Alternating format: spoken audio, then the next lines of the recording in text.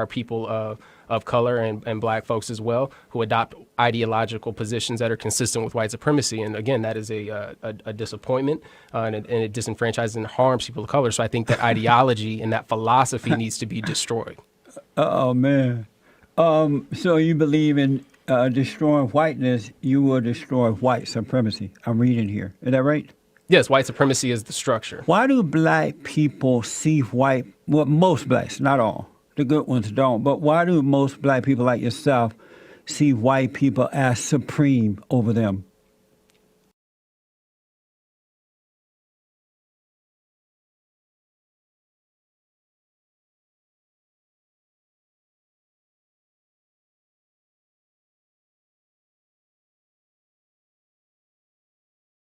Because you want to eliminate whiteness, is that true?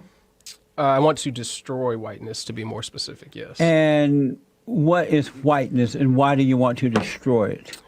So whiteness is an ideological construct, right? It's an ideology. It's a set of behaviors and beliefs and practices that not only normalize the white way of seeing the world, but the white way of doing society. And so that structure has proven to be violent towards people of color because it's the norm and standard by which we are judged, which is an inaccurate one. And so I think that needs to be destroyed in order for the liberation of people of color from white supremacy to take place. Now, to be sure, that is not to conflate whiteness with white people, although all white people do benefit from whiteness, and there are people of color and black folks as well who adopt ideological positions that are consistent with white supremacy. And again, that is a disappointment and it disenfranchises and harms people of color. So I think that ideology and that philosophy needs to be destroyed.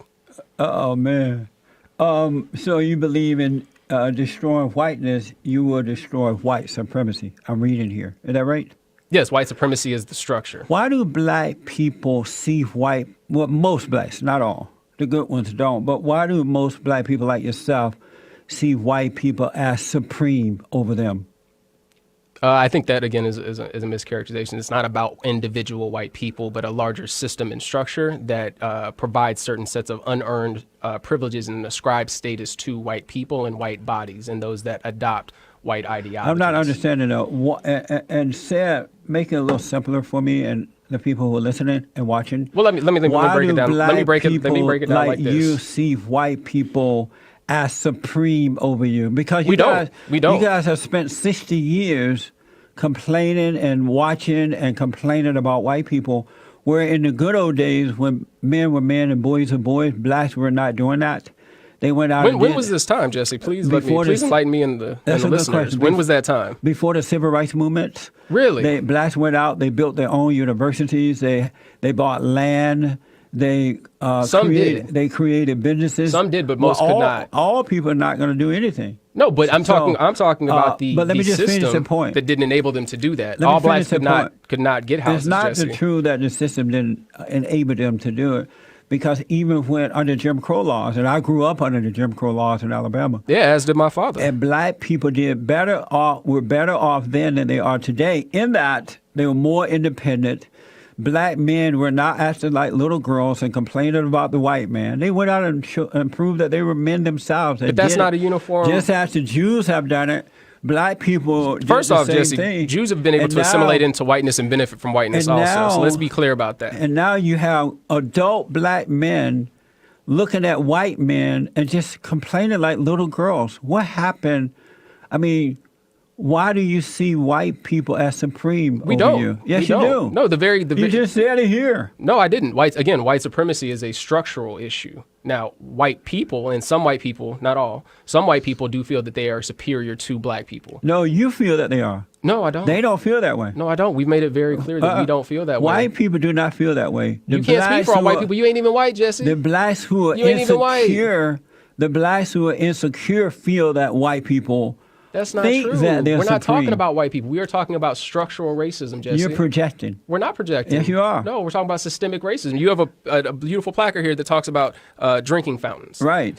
And so when white folks are legislating where black people can get access to water, that is a structural form of racism. But even when they had the for colors only drinking fountain, for white only, blacks were still doing better today than they are today, because the men were not sitting around whining like little girls talking about white people holding them back. Yeah, again, you're going into a different direction. You're conflating a lot of things. Let's disentangle some of this. Okay.